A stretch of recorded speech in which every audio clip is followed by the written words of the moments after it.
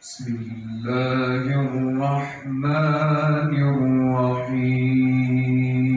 الرحيم.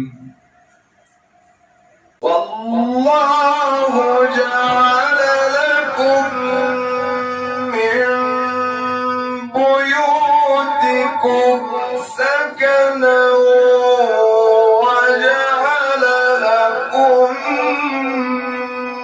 من جلود الأنعام بيوتا وجعل لكم من جلود الأنعام بيوتا